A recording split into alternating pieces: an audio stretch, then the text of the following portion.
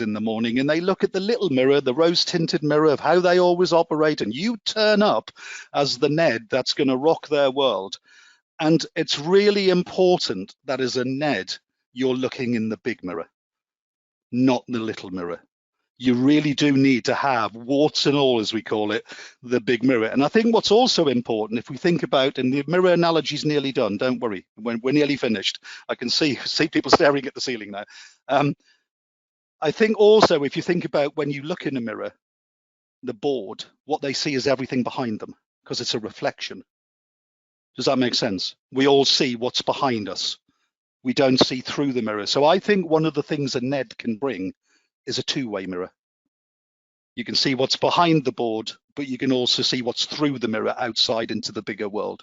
And I think one of the responsibilities of a NED is to make sure the big mirror they have available is rigorous, it's relevant, it's tested, it's real, it's not based on anecdote, it's not based so as a NED, I had a conversation the other day with the Board of Trustees and said, have you read this latest paper? And I said, no. And they said, well, you should have.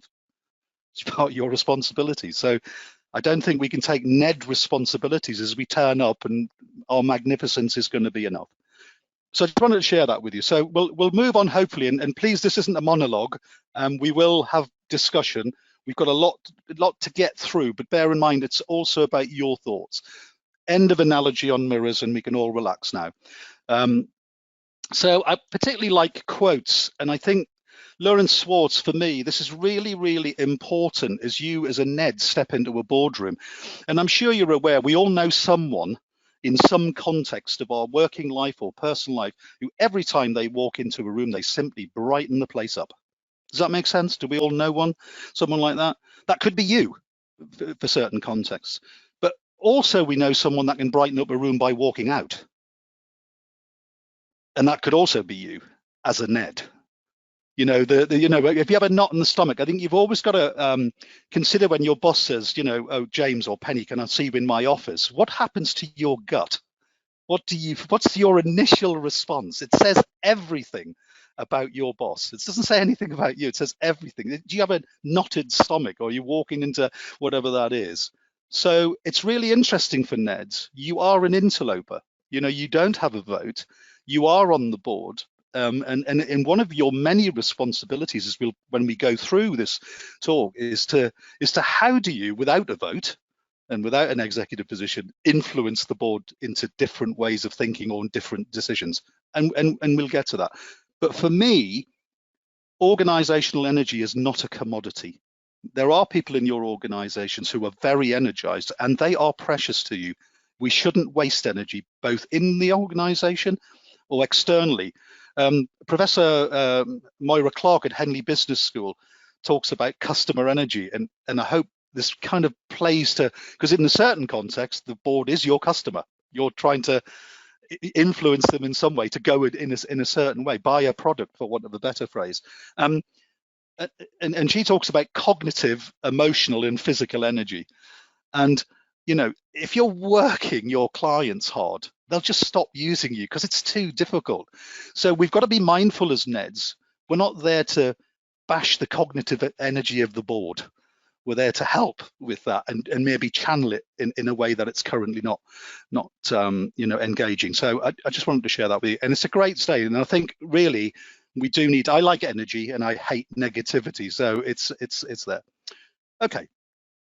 Just wanted to put this up. Professor Peter Hawkins of Henley Business School, Bath Consultancy Group. I've been very privileged in my working life. I'm now at 49 years without a break of meeting some of the greatest thinkers who have challenged how I think of just about anything, and several of them are on this call. But this was a sort of crossroads for me because I was in the military for a long time. And actually, if you had a really rubbish boss, it didn't matter. You could get round him or her because you had a shared endeavor, which, you know, people think it's queen and country. It was actually your chum. Is your chum all right? Is the guys you're working with okay in these dangerous situations? But so if you had a terrible boss, and I did have a terrible boss once in the military, and basically we ran the warship despite him. So we had something to go for. But I just think posing this triangle there, it solved a challenge for me. So yes, we've got leaders, and some of them are by right, some of them are by family, some of them are by title, some of them are by, you know, whatever means that we become a leader in an organization, and they have followers. But if you're not a great boss, yeah, the followers are going to need something else. And that's where this shared endeavor. Is there an ordinate goal? Let's take, I don't know, Oxfam. You know, their goal is so great to deal with all these marvelous, you know, these horrors and with marvelous tenacity. And maybe if they have challenges, they can get beyond that. The military is similar. So I just wanted to share with that is one of our roles as a NED is to actually not hold the board to account, but to remind the board what is the shared end. And if it's not very clear, it's really not really clear what the shared endeavor is, part of our role is actually to remind the board, to remind everyone else that what we're there for. And I think all of the research now is saying that, you know, the next generations, and we will get onto multi-generations in a second. The next generations want to be purposeful. They want to join organizations that are doing the right stuff for the right reasons. And there's a whole raft of that. Maybe that's a whole new subject for us later in the year.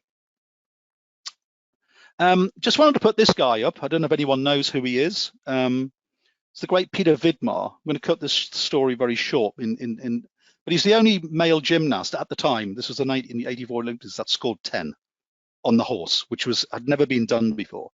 And he was asked, as all these athletes are, and he went on the speaker circuit, which is where I saw him in New York.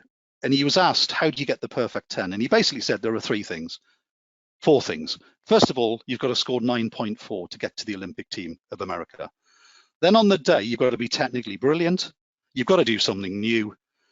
And the key part, which I really liked, he said, and I'm sure you're aware, the judges have to have his routine in front of them.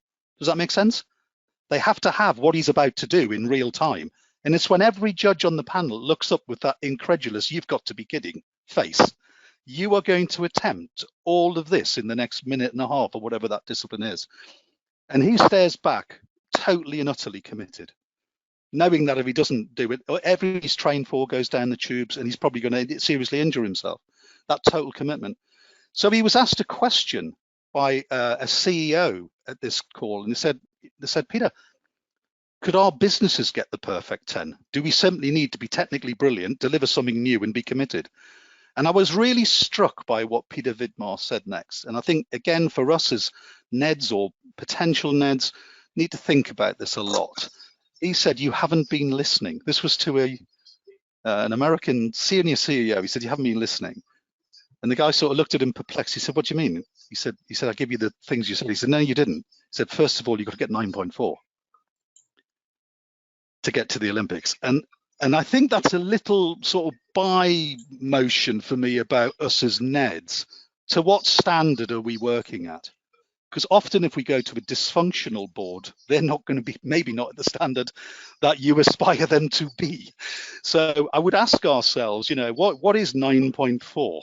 You know, what is it in the strata that we operate in? What's the benchmark? Who are the exemplars of how we work in that sector or those businesses, or, you know, who's really, really good at it that we can actually go and look at? So 9.4 is quite important for me. Okay, just wanted to put this up. I'm going to make lots of generalizations in the next half hour because we're going to try and sort out 200 or 300 years of generational theory in about 30 minutes. They are all dangerous, including this one by the great Alexander Dumas. So bear with me. Don't jump up and down. If you disagree, that's fine. When we go into our syndicates, I'm the greatest believer in syndicated learning because you get your chance to say, well, I disagree or agree, and that's wonderful. And I look forward to when we get to share those. But what's the makeup? Well, for the first time in history, we now have 5 generations in the workplace. An actual fact, we could say 6. Because to the right, I hope, as you're looking, the last generation Z there. My son is now in his own workplace. He buys and sells stuff online, and he's 17. So he's not in this cohort at all. There are entrepreneurs now, 10, 12 years old, making great inroads. So you could argue we've got 6 generations, but for the most of us, it's 5. And one of the challenges it's held, if we look at Sten curves, I'm not a great believer in Sten, but if we look at Sten curves, you know, where does the leadership reside? It's kind of at the left-hand side of this schema here. It's the people that have been there a while, and you know, and whether they're the people that are the best people to take forward, that's something we could argue about. So, and we can all see, and I'm firmly in the baby boomer space. There's not many traditionalists left, but in family-run businesses, certainly in Far Eastern culture, particularly in Japanese corporations, you know, Mr. Toyota still runs Toyota. You know, they are there, and so they should be. But it comes with challenges, as we'll find out as we go through. I hope this is making sense. Let me just have a show of thumbs up, going at the right pace. I'm galloping through this, but it's because I want your insights later. So why are they different? Well, age is not the construct, the most important construct. I am a closet Generation Y. And we'll find out why. When I joined the military, did I expect to talk to an admiral? No, I didn't. I will tell you, it was 11 years before I actually spoke face to face to an admiral in a one-to-one conversation. I speak to them all the time now, rather ironically. So age is the lowest common denominator for me. It's the conditions that you grew up in with your family, your experiences, where your values came from, the experiences you have. That will give you generational attributes, but they are fluid. So for me, I didn't expect. I had low expectations of, you know, being offered at the senior tables in the military, and they were perfectly founded. That's what happened. That's not the case now. But if I look at what Generation Y and Z want, well, demand almost, expect. I didn't expect them, but I wouldn't mind having them. And the pandemic has given us the perfect example. I'm now living in a beautiful office with my fireplace behind, a set of drums. I don't have to get in the car, don't have to wear a tie, don't have to put a shirt on. I've actually got shorts on as I'm sitting here. But I didn't know that I would. I'm one of these weird people who have enjoyed this. I've created an environment where I can really work. I know some people hate it, but for me, the mobile working has really worked. So. And some of the key questions, now these are my questions, but they're not your questions. And let's get down to some of your questions in the context of how NEDs deal with this. So, you know, how do you do this stuff with all the generations? And sadly, for some of us who are baby boomers and Gen X, we are hardwired, some of us, not all of us, with biases against younger generations. My wife, who some of you know, is one of the most wonderful people in the world. She's a surgeon, and I was absolutely flabbergasted 2 years ago when she came home complaining about the new SHOs who were on call with her at the weekend because they took 2 days off having worked the weekend, and my wife went straight back to work. This was a European, you know, work directive, and that's mighty fine. But from all the people, my wife is the most balanced, reflective. But she had this, well, in my day, you used to do 120 hours and just get on with it. What's up with these people? And I sort of sat there, wow, you know, if there was ever a testimony that we are hardwired to what the old world, you know, offered us, and that need to take that forward, it was from Karen, you know, and a source of that I did not expect.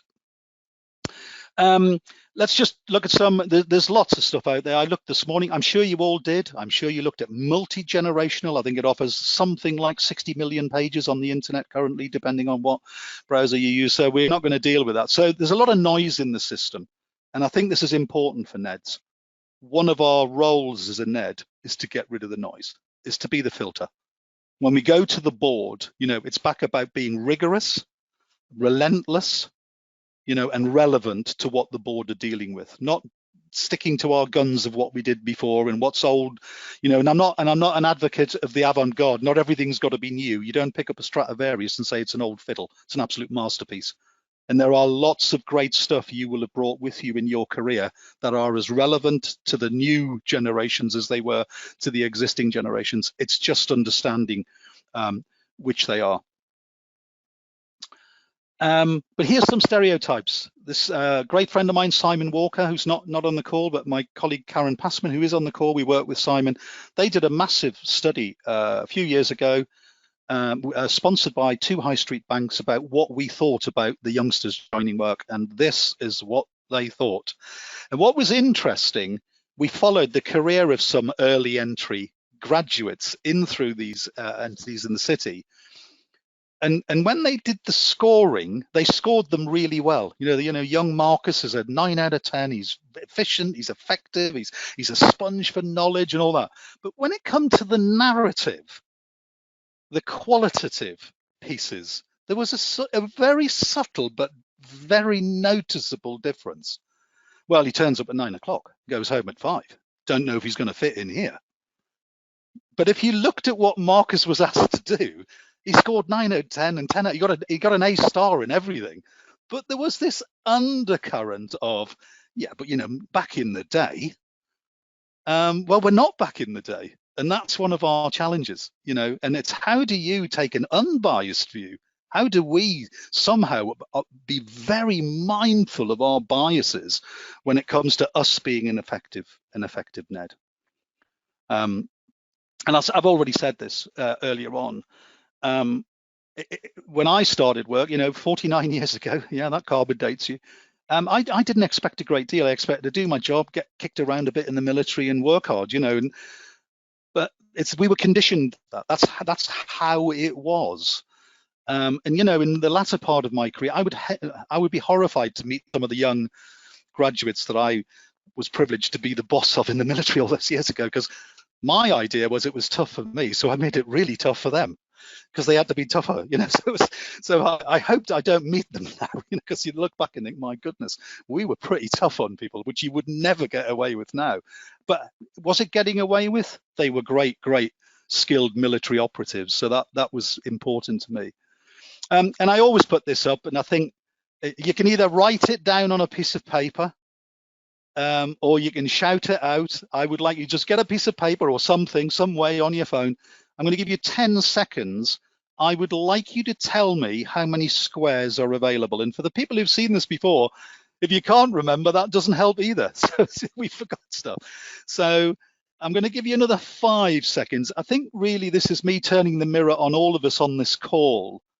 We don't know all the answers either. So jumping on the board, as Penny knows, she's a non-exec, jumping on the board and waxing, I'm not saying Penny does this, but Penny knows we need to be rigorous when we're at the board. We need to have a level of sophistication so that when the finance director talks about something, and I still have a problem, I still have a challenge with negative numbers being positive numbers on bookkeeping. I've never got my head around. So is that a good thing, a bad thing? Okay, oh, Helen, we've got 29. Any advance on 29? We got 27 from David. So Helen, if you've got 29, there are 4 9s in the corners, 3 by 3s. So I'm not going to drag it out. So the actual answer is 30. Okay. Oh, David's putting his right. So let's get this bit done, because I can talk for the next 10 minutes, and all you're going to be thinking of is where the 30 was. So let's get rid of that for a start. So the 16 little ones, everyone got that? Yeah. 1 big one, that's 17. There are 9 4s. The 4, the 4, the 4, the 4, the 4, the 4, the 4, the 4, the 4, and there are 4 9s in the corner, 30. Now, congratulate yourselves when you got to that. I don't know how many are on the call, but I've done this with 60 people in a room, and 3 people have got the right answer. Now, what that's telling you, and I could be cheeky here, I mean, is this a very complex EMEA strategy for an FMCG development in the Ukraine? No. But you could be a NED for an FMCG like Unilever. This is 30 squares on a piece of paper.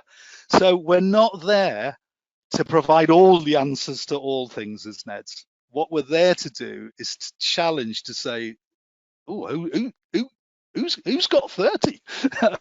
So I just hope you see the sentiment. It's a very naive test, but well done for those who got it. Okay, let's get down to the nuts and bolts before we send you off into your groups. So this is the work by Chris Bezic. If you don't know Chris Bezic, look him up. You'll find him at chrisbezic.com. Multimillionaire at the age of 27, so I didn't like him for quite a long time because I'm still not a multimillionaire and I'm old enough to be his father. So it was, but he's a great thinker, and he sold all of his companies 7 days before Lehman Brothers went bust. So he's actually a very lucky as well as shrewd customer. So this is his model. So I want to attribute it to it, but I think it has a real resonance for how NEDs can operate, and I hope you see the sense in that when we get to it. So the first thing Chris talks about, and this is an innovative and an innovative culture and an open culture and organization, is intelligence. And he's not just talking about what's in the organization, he's talking what's external to the organization. And of course, NEDs can bring that in spades, or challenge the intelligence within the organization robustly. So it's collective intelligence. That's the first thing he talks about. He also talks about collaboration, and I think it's a really misunderstood term. If I've sat on many boards. I've just left the University of Southampton, as people will be aware, and I sat on 4 or 5 boards there, including at one time the university exec. And I used to think, on occasions, we'd go through the sort of agenda, and I used to think, well, actually, the way that, not on all occasions, by the way, but on some occasions you think, well, we didn't need to have a meeting because the chair could have just sent an email with the answer, because it was kind of one-way traffic. Does that make sense?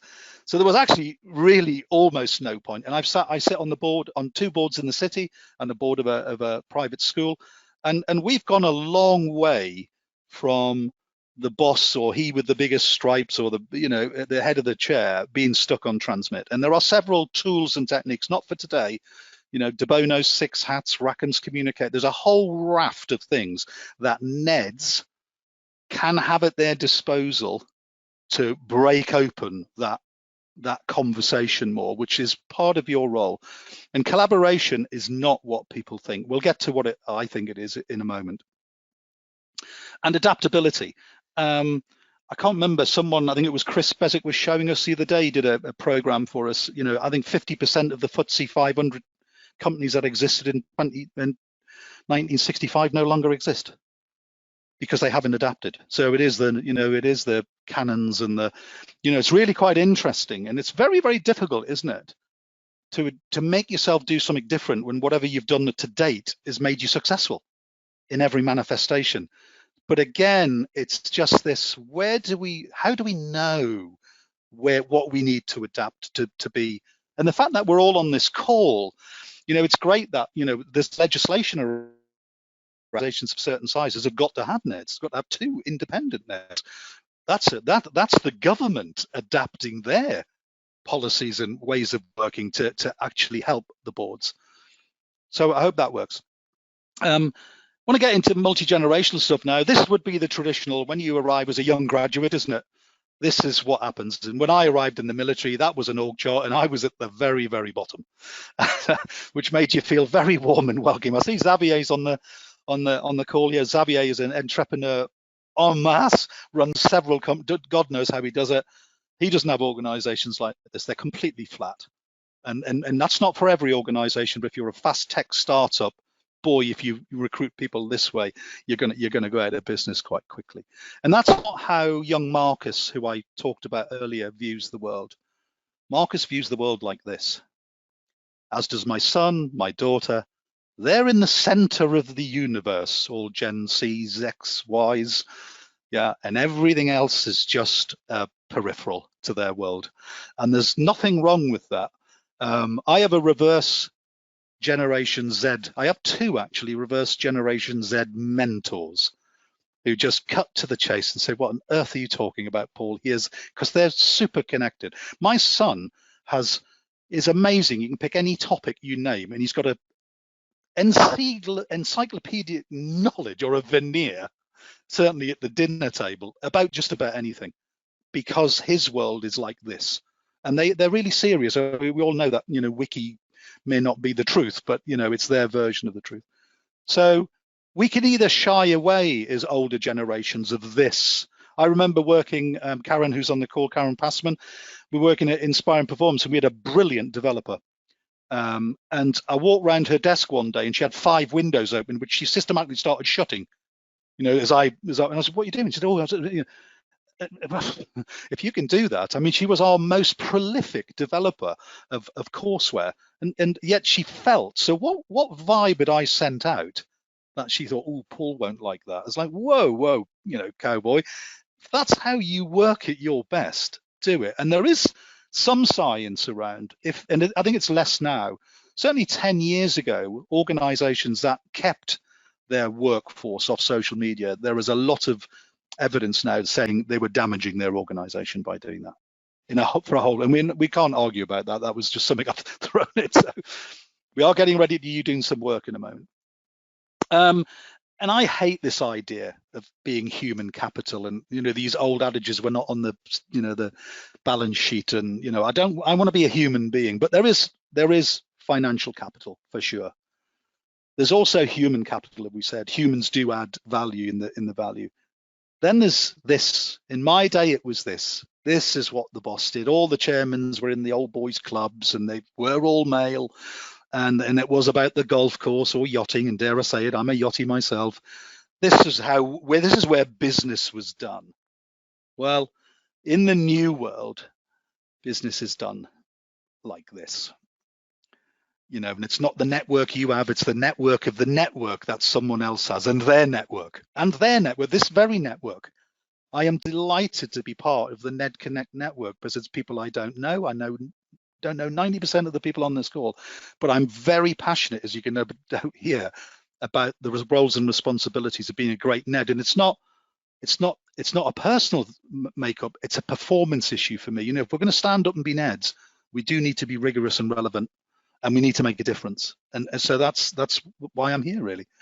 So there's that sort of social capital. And you'd be glad to know you've got one more slide of me talking, and then you're going to go and do some work. So this is an interesting, for all of you who've been in learning and development, and I've been in learning and development a very long time, and I've been on a number of boards, and I've done board performance workshops. I know we've got Paul Stevens with us, PJ. You know, that's what he does as a business improvement. And I hope Paul will stick his thumb up. I never get a call when the performance of whoever's called me, it could be, you know, an HR professional, it could be the CEO, it could be, I never get a call at equation A. Does that make sense? When they seem to be doing okay. You know, we're back to the 9.4, they're doing okay. They're not Olympians. I never get a call at equation C when the business is absolutely flying.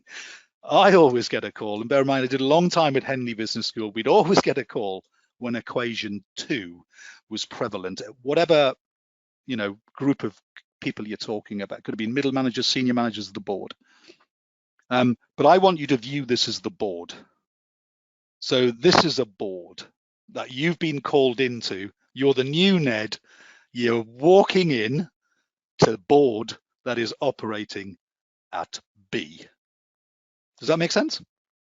So you've walked in to a very underperforming board, which then has manifested a very underperforming business. So the business isn't doing well.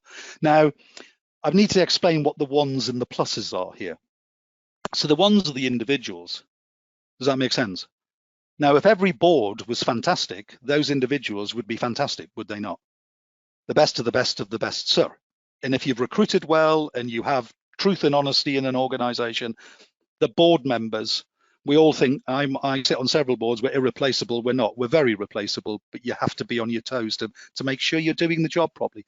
So I want you to imagine you've walked in, you've been drafted in, well done. We're delighted that you're our new NED, and it's board B. Well, I think rather than methodically, because I know which group I was in. So Dan Geddin was our chairperson. If we can just have a couple of things, we just need to rattle around. I'm not doing it a disservice. I'll write up some notes after the session about what we've heard, but it would be scurrilous, you know, because what we've heard so far is what I think, and it would be nice to hear what you think. So we will go round, if we can, ask 6 spokespersons just to give us 2 themes that they were talked about, and if you could put them in the hierarchical, you know, what was the one thing that we all agreed? I think I know what it was in the group, but Dan, can you lead off our group? Sure. You'll be pleased to hear that we ditched the introductions and moved straight to the questions. So we have got some material for you. I think one of the main themes that came out of our conversation was the need to pose questions to the rest of the board, because that encourages the board to look at itself and its business in a way that doesn't involve just sitting there and dictating what your thoughts are. There was some discussion about the need to be perhaps be a generalist, because often the board will be comprised of people who have their own specialist skills and will be keen to talk about them, and perhaps less keen to talk about things outside their comfort zone. And a general need to connect both the members of the board to each other and to the outside world, and to reduce any silos. Is that enough for you, Paul? Yeah, that's great. Any other group? Can we have a spokesperson? If you just say who you are, so we know who you are first. Hi, I'm Julia Granger. We were with Group B, and we did manage to get some introductions, which was really great. And we generally we did look at that the question of challenging and independence, and making sure that you've got the appropriate resources in to advise. But really more, I think what we looked at was being able to really understand the people within the business and the impacts and effects that different issues can have on them. And rather than sort of coming in with a preconceived or preset set of ideas, really sort of noticing and listening were words that came out, and translating effectively to make sure that you really are looking at the specifics of the business and understanding of that before bringing any other experience to bear, where you may need to sort of tweak it, or maybe need to think about different approaches when sort of using maybe those more softer sides, dealing with not just the financial bottom lines, but with the human capital. Excellent. Thank you. Is there a third group? So we were Group A. If everyone's ready for that. We also ditched introductions and jumped in, but had a few technical problems. But in the amount of time that was available to us, it became apparent that the 3 or 4 NEDs in our group had a variety of experience, from being quite new to the role to being very experienced in the role. And as we talked a little bit about what each of them felt the answer to the question was, you probably wouldn't be surprised to find that we had 4 different answers. And certainly Susie took the approach that she felt that she would start off as a listener predominantly, and that the listening skill was key, and that she would sit back and watch and see how her role developed a bit more. Penny mentioned being an enabler, and again the theme of asking questions came out. And Xavier, who was on our group, said that his experience as a NED is predominantly dealing with what he described as broken boards. So he parachutes into a situation that desperately needs help, and they take the expert approach, leading from the start. And I think we summarised all of that as being the key capability that any effective NED needs is agility, because each of you will have a different experience depending on the stage you're approaching the problem, and the type of board you have, and your own skills. And so that agility to be able to react and respond was probably the key thing that we identified. Excellent, thank you. Is there a Group 4? There's a Group A, Paul. Yeah, well, it's only 4 on mine. Hi, Karen. Hi there, we were Group A. We also had a little bit of issues getting started, not sure who was in the room, so we also ditched introductions. But what we did come up with were 2 fundamentals that we agreed in, and although we didn't use the word facilitator and questioner, that was very much the essence of what we were talking about.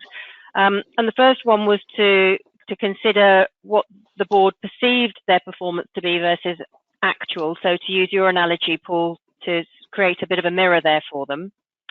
And then the second thing that we felt was very much our role was to be, as was described, as a prism for their light.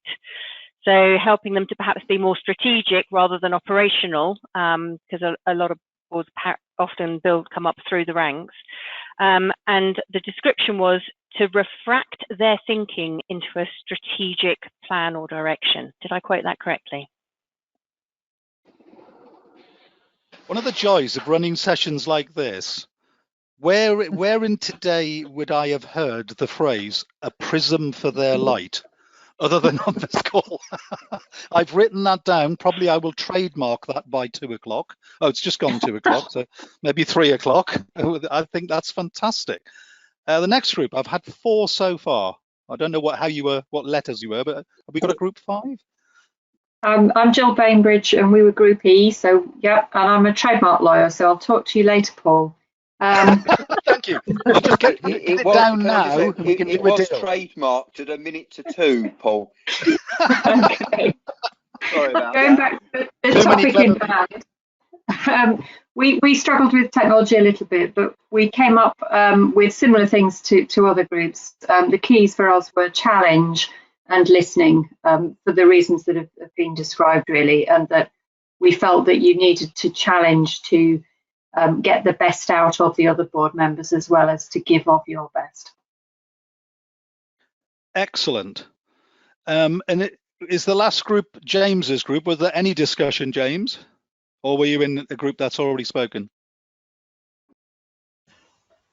We worked our way through some introductions. We found there was quite a mix of experience on the group, but no, we didn't quite get as far as extracting some value out of the question. Okay, well, that's, I mean, you know, we've had lots of value, and we now know that we have to be a prism for the board's light. I think we could almost end the session there, couldn't we? And all go away and reflect on how we're going to refract the board's direction. I hope we've not missed a group out. I made the assumption that James was in the other group. If there any final comments, I'd like to. I being ex-military, I've spent most of my life worrying about being more than 15 minutes early and never been more than 5 milliseconds late when I finish. So I will finish at 2:30, come what may. So I hope can we just have a thumbs up? We all good? We're ready to go for the next. So we're gonna build on what we've currently built on. I'm hoping. Can you still see my slides? Yep.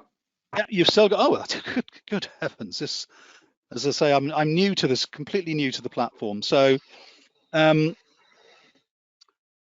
so this is Chris's construct, and I think half of them, certainly a great number of the things we've talked about are around collective intelligence. So, if the board is established and the right, you know, execs are in place, they're the ones. What my proposition is to you, one of the things you can do as an NED is work on the pluses, the intersection between the ones and the collective, you know, so it's working on the pluses.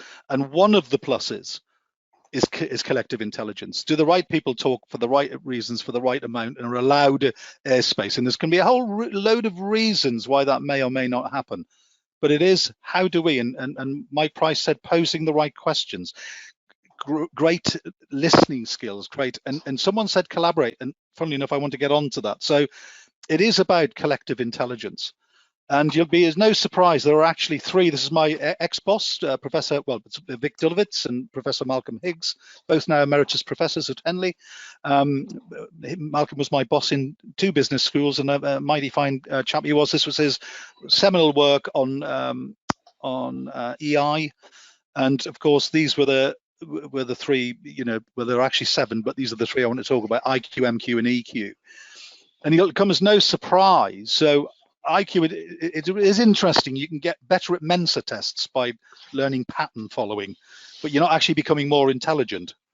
You're just working out things in a different way. So you're actually born with your IQ. There are many studies and then your MQ, your management quotients, what you've chosen to do in a business context with your IQ. You know, I'm a data analyst, I'm a high-tech startup CEO, I'm a whatever that is. And the third box really came to the fore with Daniel Goleman's work in the sort of late 90s or mid 90s, this whole idea of emotional intelligence. And I think some of the things you've talked about very firmly sit in the emotional intelligence place. So the construct we had, which the model we used to use, had interpersonal sensitivity. And that's not being nice. It's just fully listening to and understanding why other people are on the island they choose to be, and then providing a rationale for change. So the whole idea that you can influence people not knowing why they are in their current place.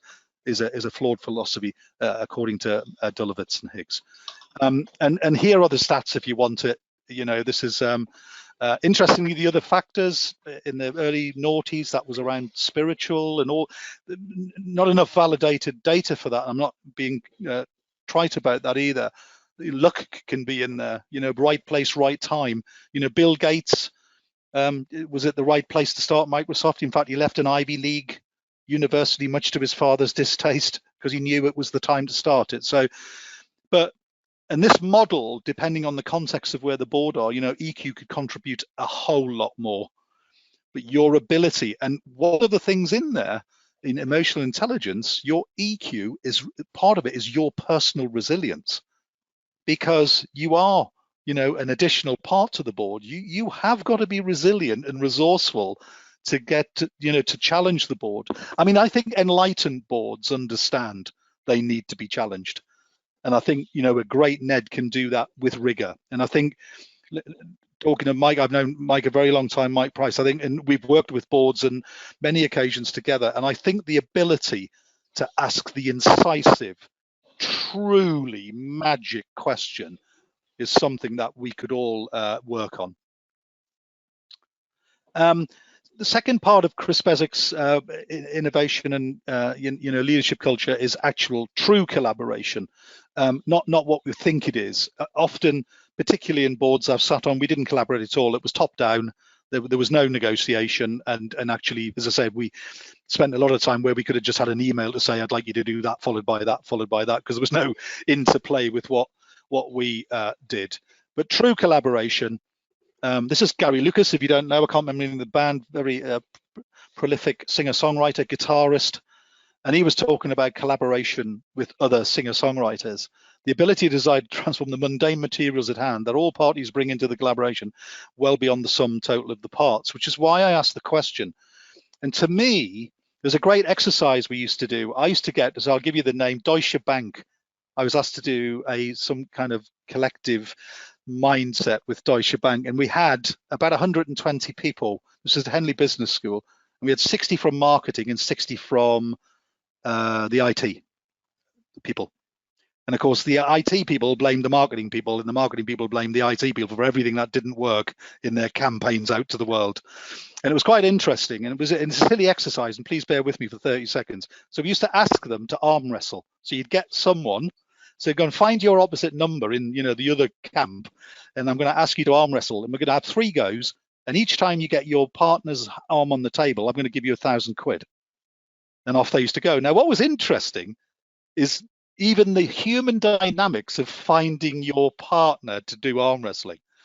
So the guys that were very competitive would pick someone not predisposed as well as them. So you get these big muscly rugby player types picking on the smallest female or male counterpart. So they're guaranteed to win no matter what.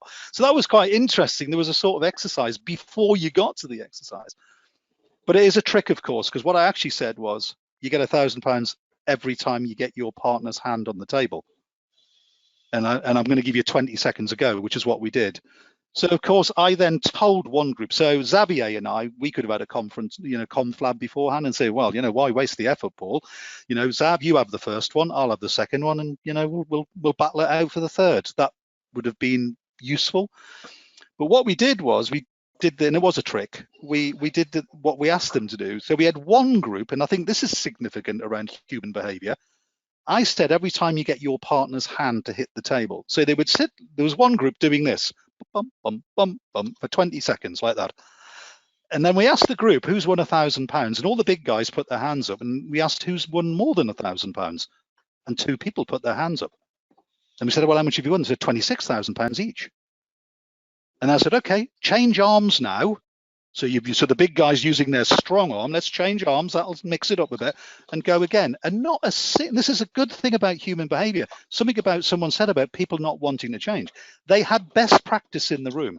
So someone's just said, we've both had 26,000 quid.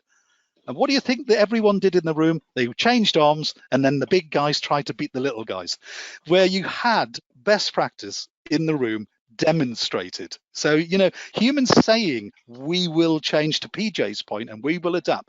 Lots of humans don't. Anyway, moving on. So that was a great example of the fact we don't collaborate. This is the Thomas Kilman model, if you've not seen this. And I think what's really interesting for me, I take collaboration, which is top right. If we take what we just talked about, the arm wrestling, most people on the bottom axis, the horizontal axis, would have said, I'm going to beat this guy. And they would have thought they could win £3,000. Does that make sense? 3 times, 20 seconds, 3,000. So they built a frame around what the opportunity was. It's 3 times I can win £3,000.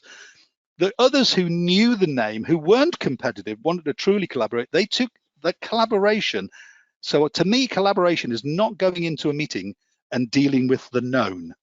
What is it we know we can do? It's somehow creating a narrative so you move to the unknown. We didn't even know that was possible when we entered the frame. So that to me is what collaborate. If you know the answer, don't have a meeting. Don't have a collaborative meeting in a collaborative space. If you're going to dictate the answer, just dictate the answer and save everyone an awful lot of time. Some principles around collaboration, participation. And I think we've all said it, as our duties as NEDs, is getting others involved, the people that aren't naturally being involved or in some way being shut out of the conversation. And the collective, can we get collective knowledge? There are some great tools. If you don't know Neil Rackham's work with British Airways, he established 11 communication behaviors, which I use all the time on a board and when I'm working with boards. And the second behavior is disagreement. It's perfectly right to disagree if you want to disagree. But and if you don't know De Bono's 6 hats, what he said is we can all disagree, but we must all disagree at the same time so that we can all agree about other things. So it wasn't this, he called it opposing energy fields. And if you don't know it, maybe we can look at it. So there are things, but these are collaborative principles. There isn't a group that I deal with that I don't share this equation. We all in this call are trusted advisors, even the people we're privileged to lead, the people that you're NEDs to. Every interaction you have with a client, a colleague, this equation is at play. And it's by Meister and Green Galford in 2002. It's a great book called The Trusted Advisor.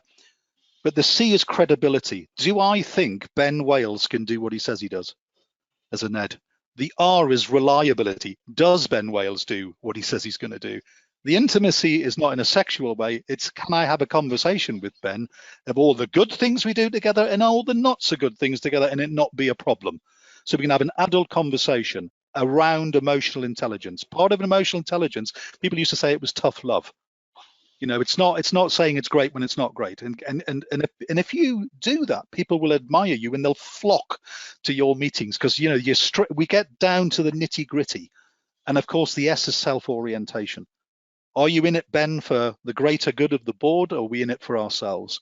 And you will have all seen this on boards where there are people on boards that it's all about, it's maybe not even about self, it might be about their discipline.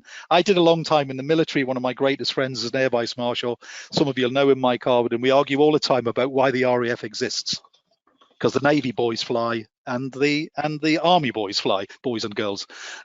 So it wasn't self-orientated, but the you can imagine going to a tri-service budgeting exercise. They all want everything for their own service, so they are self-oriented. Strange, that's a strange analogy. Hello, whoever that is. Excuse me. That's okay. Have they got a good point about non-exec director? That's the important part. You'll all know who this is. I don't think you'll need an introduction. It's Michael O'Leary, and it's interesting. I don't know. I'm not trying to solicit an answer to this. A lot of people find him quite offensive. I think the best quote he ever come up with, he said, if you want service, try a different airline. So I know he's a bit out there, but he was saying, you're paying 12 quid to fly to Manchester. What do you expect? And I suppose there is something, but in terms of he doesn't collaborate with his customers, he just delivers his particular model. And we fly with them, and we know if we get a seat, we're delighted. So but I'm just saying, that we're not all in the same box here. And Paul, it's Mike. Yep. Ryanair, of course, is the best capitalised airline that survived the pandemic. So there's obviously something that's happening. Yeah, I really don't have a problem with him. I can often when people make me shudder, I think, oh my goodness, did they said that? And then 10 minutes later, when you've had a cup of tea, you end up thinking, well done for saying that, because everyone else is thinking it, but no one has actually said it. So I find him interesting. This is one of our responsibilities as a NED, though. This type of leadership. If there was a greatest responsibility in my NED hierarchy, it's dealing with people like this. If you went to the extreme, the toxic leadership, where it's one way, it's stuck on transmit. I've worked for a company where the boss ruled by fear, and it was my very unsavory task to tell him so. And in fact, when I left that firm, it was quite interesting. I took him. He was a chairman. He was a knight of the realm. And I said, I'm going to, I've never been sacked. I'm 64 now, and I'm really bored. It was on my bucket list. I've never been sacked. But I remember saying to my chairman, I'm imagining this is what they say when you get sacked. I'm really sorry, I'm going to have to let you go. So I sat opposite my chairman at dinner in Southampton and said, I'm really sorry, I'm going to have to let you go as my chairman. And I laughed, and he didn't, I have to say. I said, because I don't want you to be my chairman anymore.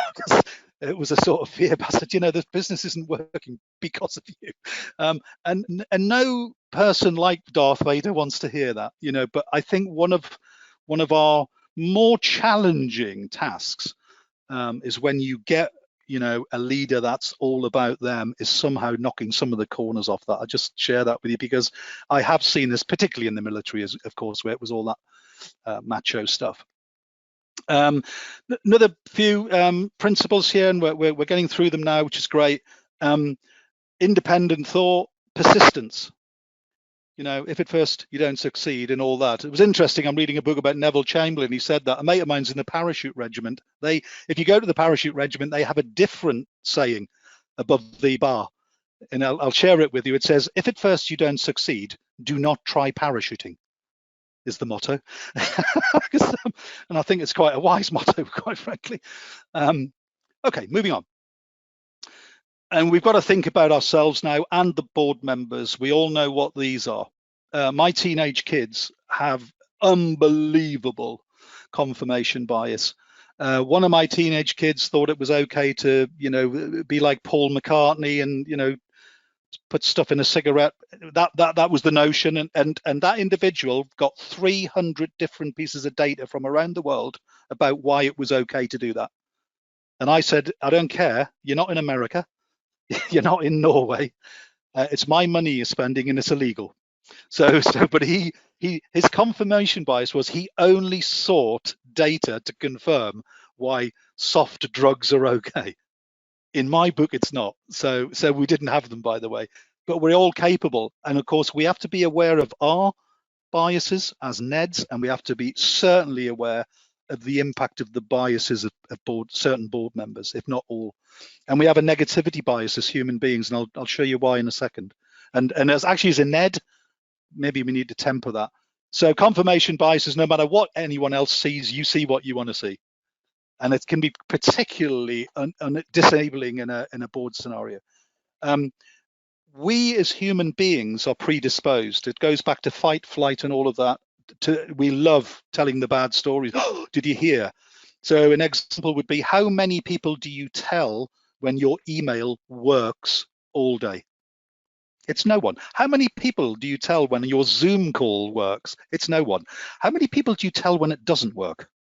It's everyone you come into contact with, to a large extent. So we are capable of transmitting negativity. And as a NED, we seriously need to think about the consequences of that.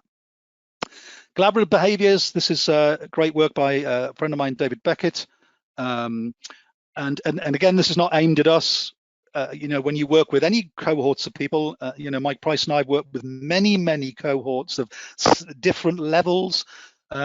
I remember very memorably Mike working with a Dutch newspaper. Don't you remember that at Henley Business School, where the whole business model was almost like a box of frogs? Mike and I went to the bar and just sort of Did we believe what? Not going to name the paper, so it's not shameful, but it was, fantastic memory of how diversely different people can be, seemingly on the same board of. So what red zone stuff is, and that's for us as NEDs and as well as the board, is living in the old world. If you've not seen the video evolution of dance, go and look at it after this call, and it's all the dance crazes from 1957 to 2000, basically. A guy called Judson Lutley. And what I would ask you is, how many have you done? How many of the dances have you done? And where did you finish learning the new steps? And I will share with you, embarrassingly for my daughter, the last dance move that I learned, because it was quite important to be cool, was YMCA. Now, could you imagine, you think you're the cool Ned walking in, or the cool board member, and to everyone else in the room, your rhetoric, your way of working is analogous to dancing like your dad. So we do have to think about adapting and us modifying what we do, which is, one of the reasons for coming on this call. We want to put together a great NED program.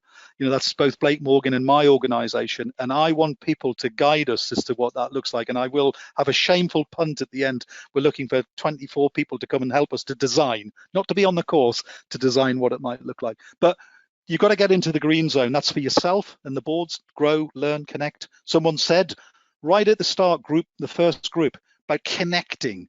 It's not only connecting with the board, and another group said connecting with the organization's people, and connection is really, really important.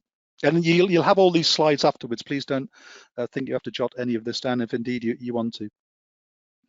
A fantastic piece of work. Oh, my slides. This is by a guy called Richard Brown, very much up my street. And we talked about earlier, rationale versus emotion. This is Cognosis. They did a lot of research, and I think it's quite the saddest part of this research. And if you want to find it, if you go edge one into you'll find it. And this was the ladder. It's a ladder actually by the bottom to the top, and you could benchmark your strategy from it. So, and whether you agree or disagree, one of the fundamentals of a strategy, first of all, you got to know what it is, then you got to understand it, and the third one's really important. I care. I really care. And if people don't care, you're going to have a hell of a job as a NED. If people in the organization don't care what the board says, don't care what the board have set you up to do, you're really going to hurt. And that's an emotional response, as is I am committed. So what's interesting about this, it's not only appealing to their rationale, it's also appealing to their emotional energy, which we talked about right at the start. What Moira Clark talks about is cognitive energy, emotional energy, and physical energy. And if we are the custodians of energy, we need to think about these things, because 4 of these are rational and 4 of them are emotional. So we need to construct a strategy, and our strategy, we need to think about how we're going to put our NED strategy to influence the board. And this is a good construct, I think, for that. Adaptability, cybernetics, and I will try and finish on time. We've got 4 minutes left. We will get there. This is my favorite name in all the world. You can't believe a guy was called Norbert Wiener, can you? Fantastic, isn't it? But what he was the forefather of cybernetics, and what that basically is the entity in the system will run the system if it keeps adapting.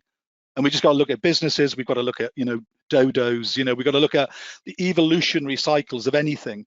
But what this is telling you, if you don't adapt, you'll be left behind. You look at Kodak. Who the hell wanted paper? But they were in charge of memories. They just didn't think that. So lots of models out there. So what this is telling us, not only does the board that you're privileged to be a part of need to adapt, you as a NED will need to adapt to be relevant and rigorous. And of course, this is Chris Bezick's work. Anyone tell me what the problem with that design was in 1980? Anyone tell me? That's your opportunity to spontaneously respond. Karen's gesticulating. She's doing this. You couldn't get the ketchup out. Yeah. So here you had a product and service. Well, I don't like it because it's all sugar, but you couldn't get the stuff out the bottle. And then people used to put the bottle upside down in the fridge door. so it would run to the bottom. And then when you opened the fridge, because the top of the bottom of the bottle, which is now is the top, was heavier than the bottom, it used to fall out of the fridge, you know. So what they did, of course, was that, you know, and that is, you know, and they'd lost 11% of their market share because of that bottle. Everyone thought this was a great thing. They made an advert out of it, didn't they? In certain countries, that's quite a rude gesture, but we won't talk about that. So here's the last, effectively 2 slides that are probably the most important, and we will finish on time. So this is a piece of work really about the young generations now, the generations that are, you know, the future leaders of the organization. Where did their expectations come from? You know, on this call, we've probably got some Gen X, we've got some Gen Y, we've got several baby boomers. Looking around, we don't have many C's or Z's or people, you know, in their teens. One Z. Way, Xavier, 1Z, yeah, he's there. And actually, Xavier doesn't know, and I'm going to let the cat out the bag. He's the most unpaid and overworked reverse mentor for me in the history of mentorship.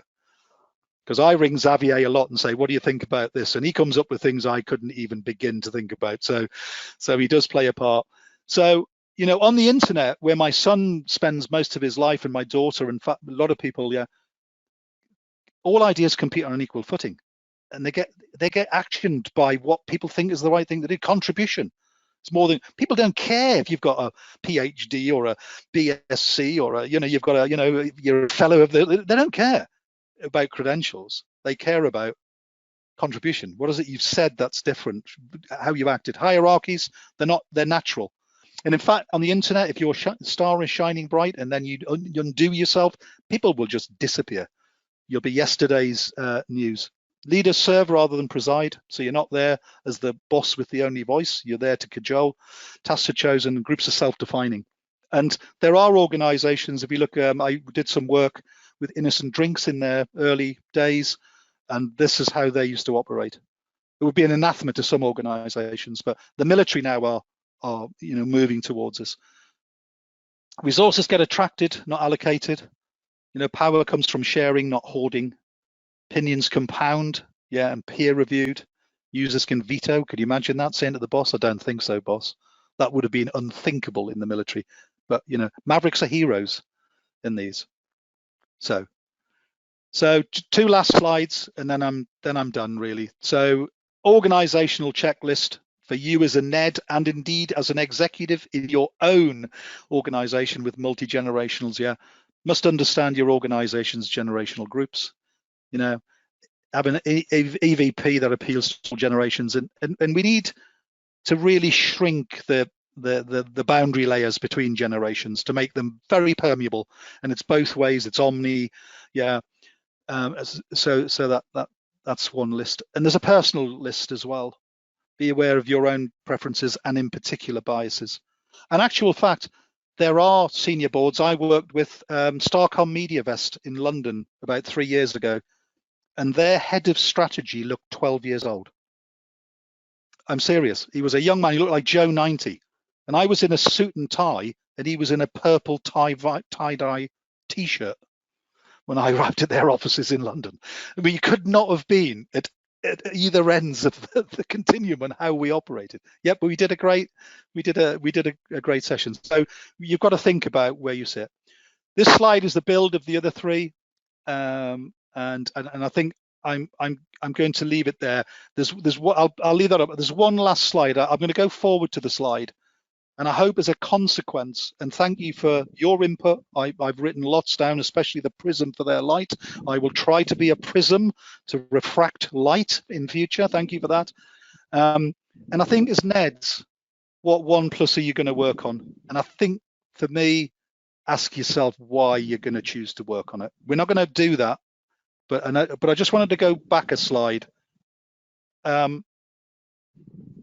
I think there's no doubt in my mind, I'm 64 years old, and I work at the 4i Forum, which I said before. And what that's taught me at my age, I wish I'd done it years ago, is I've probably spent certainly 30 years of my life asking completely the wrong questions. So going right back to Mike Price's point, posing the right questions is really, really important, as long as you are prepared to listen to the answer. I hope it's been valuable. One plug before I hand back over to Penny and Rebecca. I run the 4i Forum, which is an online dialogue meeting place. We use dialogic process. We are looking for groups of 12 people for the benefit of the NED Connect program and other cohorts. I'll leave you. I'll put my last slide up so you've got my email. We're looking for 12 people to spend a couple hours with us, looking at what would make the best NED learning process to knock the socks off that. Please just drop me an email. That's my only plug. I will go back and now. So thank you. I've really enjoyed working with you. I've enjoyed seeing you. I hope it's been of value. That's what I try to do with every intervention. So with that, I'm going to say thank you very much.